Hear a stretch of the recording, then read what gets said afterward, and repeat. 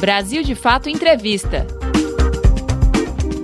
Começa agora o Brasil de Fato Entrevista. Hoje conversamos com Orlando Silva, deputado federal pelo PCdoB de São Paulo e ex-ministro do Esporte nos governos Lula e Dilma. Orlando começou sua trajetória no movimento estudantil em Salvador e foi o único presidente negro da União Nacional dos Estudantes, a UNE.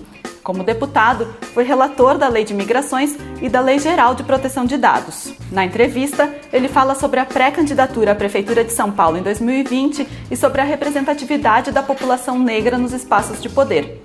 Ele também comenta a conjuntura nacional e caracteriza o governo Bolsonaro como uma página triste da nossa história. Como um baiano se tornou uma liderança política paulistana? São Paulo é a cidade dos mil povos. São Paulo é a cidade que acolhe tantos e tantos que vêm dos mais distintos lugares do Brasil e do mundo, né? Eu tive o privilégio de chegar em São Paulo em 1992, militante do movimento social. Eu era jovem, eu completei 21 anos de idade no ônibus vindo de Salvador para São Paulo, né? E tive o privilégio de, nessa fase, de ser da União Nacional de Estudantes, da UNE, às vésperas de um movimento importante, que foi o movimento dos Caras Pintadas, que explodiu uma mobilização gigantesca da juventude brasileira, que era uma movimentação de contestação do neoliberalismo, contestação da orientação econômica do Collor, que punha em risco as universidades, bem parecido como hoje em dia, punha em risco a autonomia das universidades, o financiamento, a gratuidade das universidades. Então, a minha chegada aqui foi pela luta social. Depois eu fui presidente da UNE e depois da presidência da UNE eu optei por ficar aqui por missão partidária. Eu era um dirigente da juventude do nosso partido e eu tomei a decisão de estudar na Universidade de São Paulo, retomar o curso de Ciências Sociais na Universidade de São Paulo e a partir daí fui criando os vínculos, as raízes, casamento aqui, filhos aqui, os meus filhos, eu tenho 3, os 3 são paulistanos, né? Então, apesar de ser sozinho da família que veio para São Paulo, eu não me vejo mais fora de São Paulo. Já são mais anos vivendo em São Paulo do que vivendo na Bahia. Eu vivi 20 anos lá e já vivi quase 30 anos aqui em São Paulo, que me deu oportunidade, me deu uma família. Eu sou muito grato a essa cidade, a esse estado que é generoso com os brasileiros e com os estrangeiros que aqui vêm morar. Como você enxerga o cenário político atual? O governo Bolsonaro é um desastre político, um desastre econômico e uma tragédia social, né? Nós não temos nada a comemorar com um governo que retira sistematicamente direitos. Eu hoje participei de um debate com os motoristas, do Congresso de Sindicatos Motoristas aqui da capital de São Paulo. Eu lembrava que quando jovem tinha um filme que eu assisti chamado O Exterminador do Futuro, um filme com Arnold Schwarzenegger, que era um homem, meio robô e tal. O Bolsonaro é tipo isso, é um exterminador do futuro.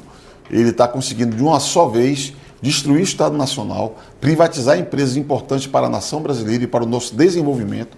Ele quer privatizar a Eletrobras, até a Petrobras a turma fala em privatizar.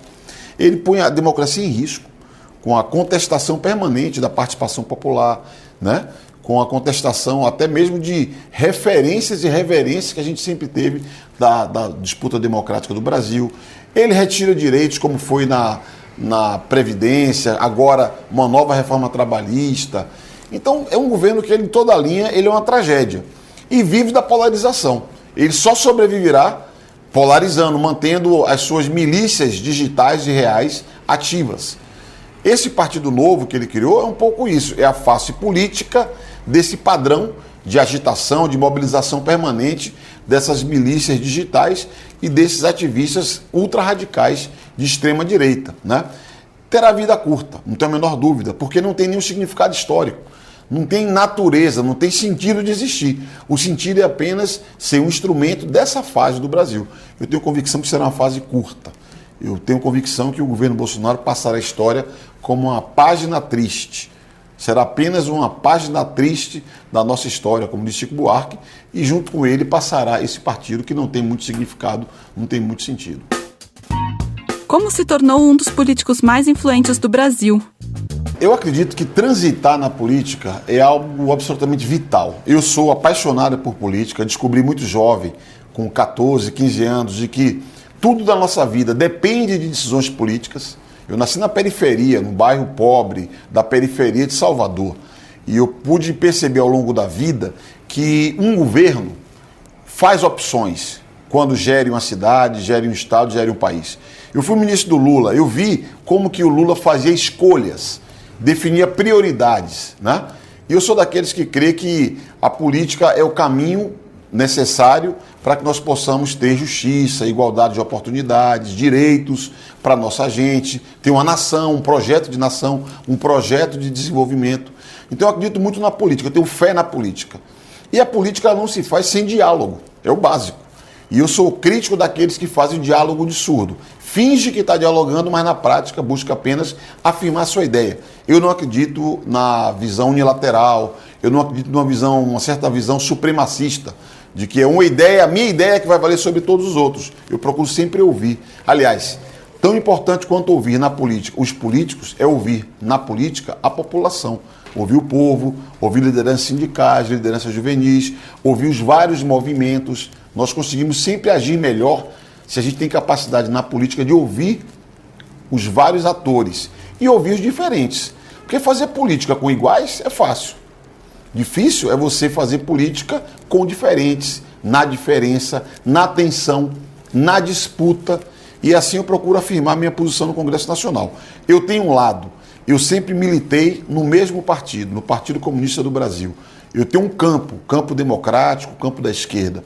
Agora, isso não me impede de dialogar com outros campos políticos, né? Porque a política, como a guerra, você tem que ter a diplomacia sempre presente. Imagine se você fizesse uma guerra e que a diplomacia deixasse de existir. Você nunca chegaria a termo. Na política, você tem a hora do embate, a hora da disputa, mas também tem que ter a hora também da mediação, da moderação. Então, o antigo dirigente do PCdoB, o Renato Rabelo, ele fala assim, o Orlando é importante porque ele atravessa a linha do inimigo, muitas vezes. E para o nosso campo, tem que ter alguém que atravesse a linha do inimigo para poder discutir saídas nos momentos de crise. Então, eu considero que esse papel é importante e considero que o que eu faço é rigorosamente política. E eu sou um pouco avesso ao sectarismo, porque eu considero que o sectarismo ele ajuda muito pouco o interesse maior, o interesse nacional, o interesse do povo. O apoio à presidência de Rodrigo Maia na Câmara dos Deputados. Quando nós elegemos Rodrigo Maia presidente da Câmara, nós não estávamos elegendo nem o líder da oposição, nem o líder do governo. Estávamos elegendo o presidente de um parlamento brasileiro. Eu conheço o Rodrigo Maia, eu sei qual é a cabeça econômica dele. Cabeça econômica que eu divido, ele tem uma visão liberal da economia. Eu tenho uma visão de que a economia, o Estado tem que atuar na economia para atender o interesse nacional. Ele tem uma visão mais pró-mercado. É que, a meu ver, a disputa central do Brasil hoje diz respeito à sobrevivência da democracia. Eu sou daqueles que crê que a democracia brasileira corre riscos. Nunca, quando você ceifou a democracia na história, foi feito no estalar de dedos. Ela é minada aos poucos, ela é minada paulatinamente. Quando nós observamos o levante social vivido no Chile, no Equador, recentemente, né, mesmo na Bolívia, e nós percebemos qual é a reação do governo brasileiro, do governo Bolsonaro, mandar uma mudança na legislação, no tema relativo à garantia da lei e da ordem, que permite excludente de licitude. Ou seja, qualquer ato praticado por um militar não gerará punibilidade, não gerará responsabilidade. É como que se cria as condições para uma forte repressão a uma resistência que seguramente virá, com mais ou menos intensidade, mas ela virá. Porque um governo que produz o drama social que nós estamos vivendo não tem jeito. A população vai até um limite, não suporta mais. E qual é a resposta sendo preparada? É fechamento político, restrição do direito de manifestação. Portanto, num ambiente que você não tem nenhum apreço pela democracia pelo presidente da República, você tem que ter, no ambiente do Legislativo, algum contraponto. E além da minha inquietação com o Poder Executivo, eu tenho motivos suficientes, pelo histórico recente, para ter preocupações no que diz respeito ao Poder Judiciário. Não é desarrazoada a minha preocupação, basta observar o comportamento do Poder Judiciário nos últimos anos. Por isso que, a meu ver, sendo o parlamento o local em que há alguma representação legítima por parte do povo, inclusive do nosso campo da esquerda, nós temos que atuar para que esse poder tenha alguma autonomia. Então, eleger Rodrigo Maia com o primeiro objetivo, ter um poder autônomo. Segundo, ter alguém que defenda a democracia. Porque se eu tenho alguém vinculado ao Bolsonaro, o risco de ter uma completa subordinação do parlamento a essa agenda maluca e ultra-reacionária dele é muito grande. E não é. E as diferenças que nós temos não serão apagadas. Tanto assim que quase sempre no tema de economia ele vota de um jeito, eu voto de outro. Mas nos temas da política, em muitos momentos, nós estamos ao mesmo lado. Quando, por exemplo, se tentou fazer uma manobra grosseira contra o presidente Lula, tentando transferi-lo para cá em Tremembé, quem levantou a voz em nome do parlamento foi ele próprio. Para dar um exemplo, que ali estava em jogo a democracia. Quando se ensaiou o Brasil fazer uma ofensiva na Venezuela, que seria um despropósito completo, o próprio presidente da Câmara levantou a voz, porque ali era um erro gravíssimo que o país iria cometer. Então, isso são exemplos de momentos positivos, assim como, a meu ver, é um gravíssimo erro ele ter assumido o papel que assumiu na reforma da Previdência e em outras reformas do governo. Aliás, ele, voluntário ou involuntariamente, está fortalecendo um governo que vive de atacar o Congresso Nacional. Você está ouvindo entrevista com o deputado federal e ex-ministro Orlando Silva. Racismo nos partidos políticos. As posições políticas de mando na maioria dos partidos, as presidências, as lideranças partidárias da Câmara, do Senado, as lideranças de maior destaque não são negras, porque há uma subrepresentação dos negros na política brasileira. Há um trabalho bastante importante feito a partir da eleição de 2014, porque tem o seguinte detalhe. Em 2014 foi a primeira eleição para deputado federal que o quesito cor foi inscrito no registro das candidaturas. Isso é uma conquista do Estatuto da Igualdade Racial. Isso é importante para que nós possamos ter, a partir da autodeclaração, saber quem é quem na disputa do ponto de vista étnico-racial. E qual não é a nossa surpresa? Quando você pega os inscritos para a disputa de deputado federal, há uma proporção justa entre negros e não negros. O problema é que o filtro se dá na eleição. O filtro se dá no espaço dado pelos partidos aos negros e no financiamento oferecido aos candidatos negros. E aí se produz uma grave distorção, uma gravíssima distorção. E é uma subrepresentação evidente. Eu considero que parte do problema está nos partidos que não dão peso a essa causa, e eu falo e posso falar isso, criticar, sendo presidente de um partido aqui em São Paulo. Fui líder, tive as posições de destaque que tive no Ministério, no governo, líder da bancada, presidente de comissão. Aqui no Estado, a nossa deputada é uma mulher negra. No Estado, é provável que nós tenhamos, em São Paulo, candidato à Prefeitura de São Paulo, capital, Guarulhos e Campinas, as 3 maiores cidades, 3 negros, na verdade, um negro e 2 negras. Então, o PCdoB tem o que dizer, tem o que mostrar.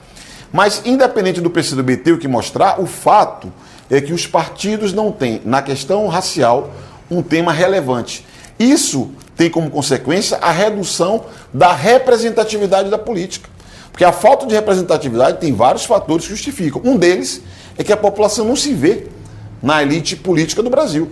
Toda vez que eu subo à tribuna da Câmara dos Deputados, que eu observo aquele plenário, eu poderia estar na França, poderia estar na Grécia, poderia estar em qualquer país europeu, se você observa a composição étnico-racial. Então isso aqui é um problema. Mas há uma outra face do problema que eu tenho criticado no movimento negro, é que nós, o movimento negro brasileiro, não foi capaz de produzir uma pauta, de produzir bandeiras que nos permita avançar na superação dessa subrepresentação. O movimento de mulheres, por exemplo, já teve a luta por cotas.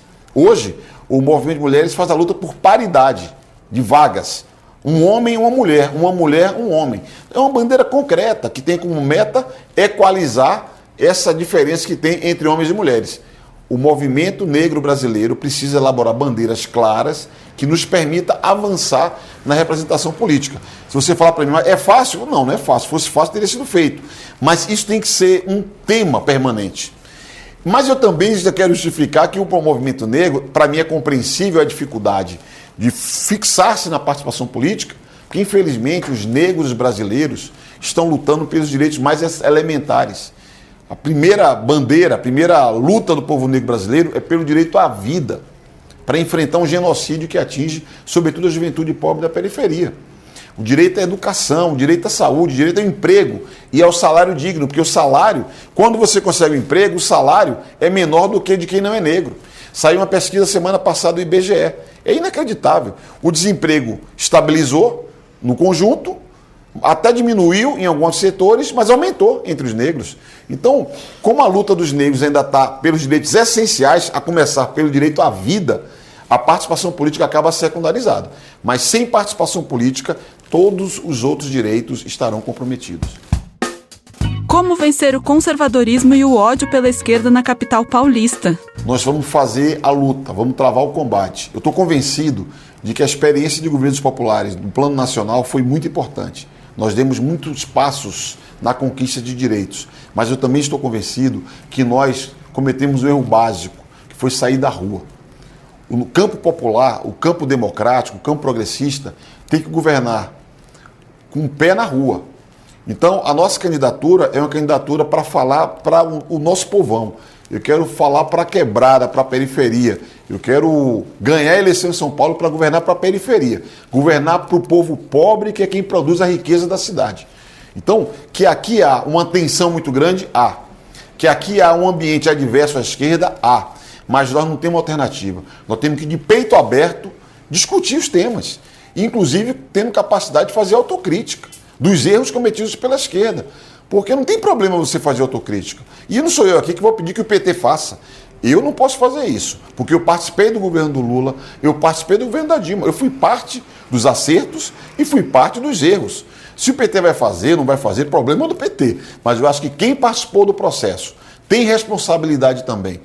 E acho que nós temos que ouvir mais o nosso povo, dialogar mais com o nosso povo, tirar essa tensão e combater o ódio. Porque nós não vamos crescer, avançar com ódio. O ódio é contra o povo, é contra a gente trabalhadora. O ódio é contra nós. Historicamente, quando cresceu o ódio, a repercussão foi negativa, sobretudo para os mais pobres. Questões raciais serão prioritárias em sua campanha? Eu, eleito prefeito de São Paulo, nós teremos um prefeito negro que tem compromisso com o combate ao racismo. Já tivemos prefeitos negros em São Paulo, um prefeito negro em São Paulo, mas que não tinha nenhum significado para ele a luta antirracista. Então, tem que ser, não basta ser negro, tem que ter compromisso com a luta antirracista. E para mim, a política do governo, ela tem que ser atravessada pela questão racial. Porque na saúde você tem abordagens a fazer, na educação, na geração de emprego e renda, nas políticas de habitação.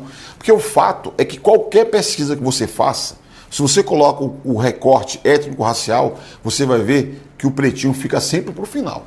Por que eu sou contra apenas cotas sociais? Porque se você pegar cota para a escola pública, ok, você vai colocar os mais pobres em evidência, mas nessa hora o pretinho vai ficar no final. Então você tem que combinar cotas sociais com cotas étnico-raciais, para que você possa efetivamente ter uma política que no médio prazo, porque não será um impacto de curto prazo, no médio prazo nós possamos superar uma chaga. Veja, o Brasil tem 500 anos, pouco mais de 500 anos de história. Desses, 400 de escravismo. Desses, 300 pelo menos de escravismo negro ou de uma abolição dos termos que nós temos no Brasil. A história da senzala para a favela é fato. Né? Quando a gente fala de renda, de empregabilidade, de acesso à educação, de participação política, você tem todas as tintas que demonstram que o racismo ele é estrutural na sociedade brasileira. E é também institucional. Por isso que nós temos que ter uma política que atravesse todas as políticas públicas de modo a nós promovermos a igualdade racial. Não há nação democrática, não há cidade democrática sem que a população negra também tenha acesso a direitos. Você acabou de ouvir a conversa com o deputado federal e ex-ministro Orlando Silva. Para conferir mais entrevistas como essa, acesse o Brasil de Fato Entrevista no Spotify ou inscreva-se no nosso canal no YouTube para receber as notificações. Apresentação, Cris Rodrigues. Entrevista, Igor Carvalho. Edição, Vanessa Nascimento e André Paroche. Coordenação, Camila Salmazo e José Bruno Lima. Direção, Beatriz Pasqualino e Nina Fidelis. Brasil de Fato Entrevista.